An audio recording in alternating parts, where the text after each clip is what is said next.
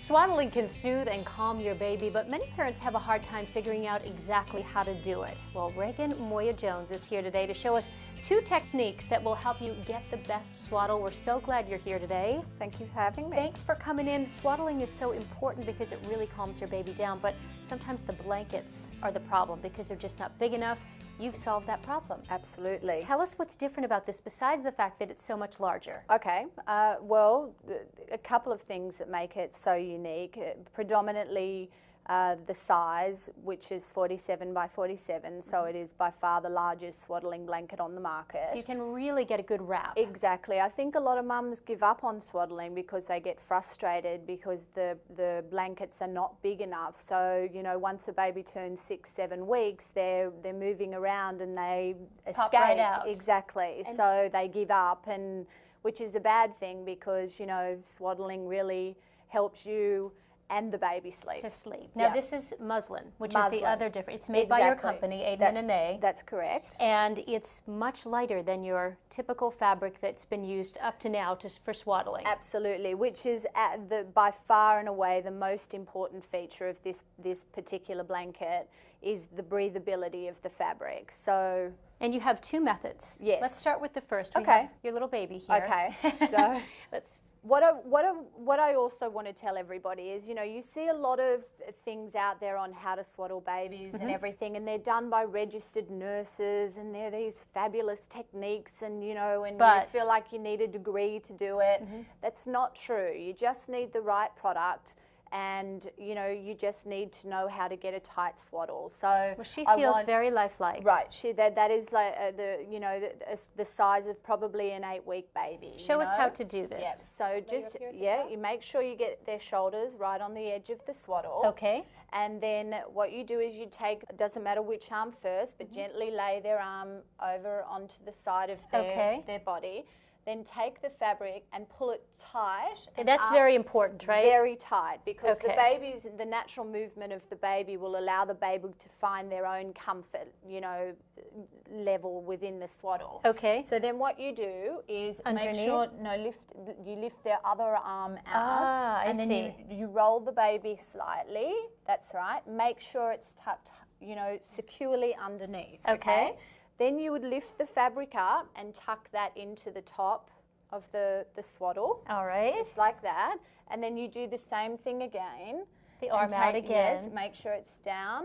And then again, you can see with the amount of fabric in this, the blanket, that you can really get a nice, good wrap, secure. and then tuck it in. And then you can tuck it in at the top again. This baby's not going anywhere. No. So, as you were saying, Julie, it's very important to pull the fabric tight because there is actual natural give in muslin. So there's a natural stretchability to muslin. Okay. So never feel bad about really getting a very tight swaddle, because as soon as the baby starts to move around, it will find, you know, the swaddle will loosen up. Will loosen a bit. Yeah, exactly. Now, there's another method before we run out of time, the Aussie method. We call it the Aussie method because when I was in Australia on maternity leave, an Australian nurse taught me this because my children loved to be swaddled and they weren't ready to stop, but they were getting frustrated by being pinned tightly down. So when they're beyond maybe 4 months and they're getting a little larger? Even earlier than that. Okay. I think some babies can get frustrated as early as 8 weeks, you know, with their arms tightly pinned down. So what you would do was start exactly the same way with it, in terms of the position of the baby. Okay. But rather than pulling their hand down and pulling the swaddle across, what you do is you take their arm and you put it up into the fabric. Oh, so they can still have an arm up. Exactly. And then fold it over and again tuck it securely underneath them. Okay. What a good baby. Right, very cooperative. Okay. If they were only all this easy, right? And then the other arm comes out. And then the same thing with the other arm. So take that and tuck that up into the fabric, fold it down. Okay. And now with this, by the time they're a little older, you don't need to worry about folding the fabric up. I never did, you know. My girls were happy with their legs just kicking around at the bottom. So no, you wouldn't put it over their arm. Not over the arm, underneath. Under. I see. And tuck it underneath. And so what happens then is the baby can bring their hands up to their face. Exactly, but with the startle reflex, they still can't go very far. So they still feel very secure in the swaddle. However, they can bring their hands up to their face and you know.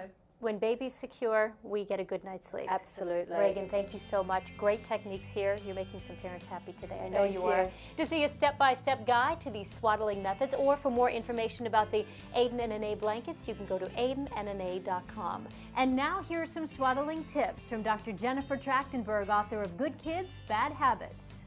Swaddling is really just snugly wrapping your baby in a blanket so they feel cozy and warm. It's similar to the experience they feel when they're inside the womb.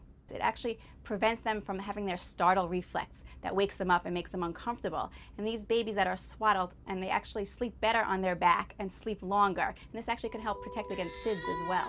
When you swaddle your baby, you do want to make sure that it's not too tight, that the baby is still comfortable, and you want to make sure not to overheat the baby.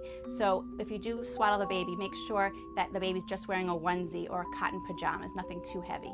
Usually a baby will let you know when they want to be stopped swaddling, and it's usually about 2 months or so.